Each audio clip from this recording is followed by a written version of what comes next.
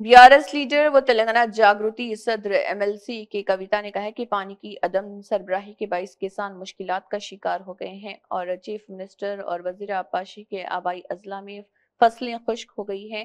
आरोग्य श्री और रोजगार स्कीम की तरह केसीआर के कामों को भी जारी रखा जाए। उन्होंने कहा कि रियासती मुफादात के तहफ़्फ़ुज़ के लिए कांग्रेस हुकूमत को सियासत से बालातर होकर काम करना चाहिए। केसीआर दौरे हुकूमत की एक कालेश्वरम प्रोजेक्ट तारीखी कामयाबी थी। बीआरएस हुकूमत के तरक्याती मंसूबों को बिना किसी रुकावट के जारी रखा जाए। उन्होंने कहा कि मेडीगड्डा बैरेज पर कांग्रेस का झूठ बेनकाब हो चुका है और कहा कि तेलंगाना के पानी के तहफ़्फ़ुज़ के लिए संजीदा इक़दामात नागुज़ीर हैं। देखिए तेलंगाना जागृति के ज़रिए एहतमाम गोलमेज कॉन्फ्रेंस में रुकन खानसास कौंसल बीआरएस के कविता का क्या कहना है। పార్లమెంట్ సభ్యులుగా మేము పార్లమెంట్ పోయిన ఫస్ట్ మేము కొట్లాడింది మాట్లాడింది అంటే ఖమ్మం జిల్లా నుంచి 7 మండలాలు అక్రమంగా తీసుకొని ఆంధ్రాలో కలపడం అన్న విషయం మీదనే. ఇన్ఫ్యాక్ట్ నేను ఫస్ట్ ప్రసంగం పార్లమెంట్లో చేసింది కూడా కంప్లీట్గా దాని మీదనే.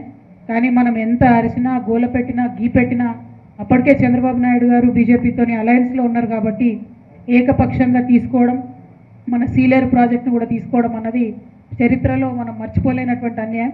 ఈ విషయంలో ఎన్నడూ కూడా కాంగ్రెస్ పార్టీ మాట్లాడలేదన్నది కూడా వాస్తవమే. అయితే ఇక్కడ ఒక చిన్న విషయం తెలంగాణ ప్రజలందరూ కూడా దయచేసి గమనించాలి. పంచతంత్రంలో ఒక కథ ఉంటుంది.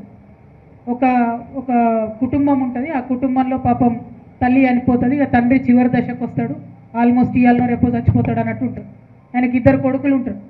తండ్రి పిలుస్తాడు, అరే పిల్లలు నేనేం పెద్దగా సంపాదించలేదురా, ఆస్తిపాస్తులు లేవు, మనకున్నది ఇది ఒకటే మామిడి చెట్టు ఉన్నదిరా మన ఇంటి ముంగట, కానీ మంచిగా పంట వండుతుంది, మంచి ఖాతా కాస్తుంది, మీకు ఎండాకాలం అయితే సరిపడా సంపద వస్తుంది బిడ్డ, మంచిగా పంచుకోండి, ఇద్దరు కలిసి తినుండ్రి అని చెప్పి తండ్రి చెప్తాడు. తర్వాత 1-2 డేస్ తర్వాత తండ్రి చనిపోతాడు పాపం. అయితే అన్న తమ్ముడు ఇద్దరు ఎట్లా పంచుకున్నాడు మరి ఏంది అని పెద్ద మనుషులందరి సమక్షంలో మాట్లాడితే అన్న జరే కూషారు ఉంటాడు అన్నట్టు. అన్నేమంటాడు, పాపం తమ్ముడు చిన్నోడు కదా పైకి ఎక్కలేడు, పైన భాగం నాకు ఇవ్వండి, కింద భాగం తమ్ముడికి ఇవ్వండి అంటాడు. తమ్ముడు జరే ఎడ్డోడు ఉంటాడు. పాపం సరే అన్న ఎట్లా చెప్తే అట్లా అని చిన్నవాళ్ళు జరే అమాయకంగా ఉంటారు కదా, ఓకే అని ఒప్పుకుంటాడు. రోజు పాపం తెల్లారు లేస్తే తమ్ముడు నీళ్ళు పోయాలి, మొత్తం అక్కడ కలుపు తీయాలి, చెట్టునంతా ఈయన బాగా వేస్తుండు. సంవత్సరం అంతా పని ఈయన వేస్తాడు. ఎండాకాలం కాతొస్తేనేమో మామిడి పళ్ళన్నీ అన్న చెట్టు మీదకి ఎక్కుడు, తెప్పుకున్నాడు, అమ్ముకచ్చుకుడు, పైసలు తినుడు. సేమ్ ఆంధ్ర తెలంగాణ పరిస్థితి కూడా అట్లనే. మనం ఖమ్మం జిల్లాలకు కానీ మనం బనకచెర్ల ప్రాజెక్టు కానీ అలౌ చేసి ఇలా గోదావరి నీళ్ళు వెళ్ళిపోతే మనం వాడుకోగా మిగిలినవి పోతున్నాయి అనిపిస్తుంది, కానీ వాస్తవానికి జరిగేది అది కాదు. ఎందుకంటే full potential of Godavari Krishna ఇంకా మనం రియలైజ్ కాలేదు.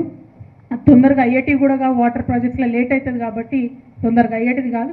కాబట్టి మన హక్కులు మనకు సంపూర్ణం అయ్యేంత వరకు ఎక్సెస్ వాటర్ అనే కాన్సెప్టే ఉండదు, అది పెట్టొద్దని చాలా కఠినంగా మనందరం కూడా ఉద్యమించాల్సినటువంటి సందర్భం ఇప్పుడు వచ్చింది. కాబట్టి తెలంగాణ ప్రజలందరూ కూడా దానికి సమాయత్తం కావాలని కోరుతా ఉన్నాను.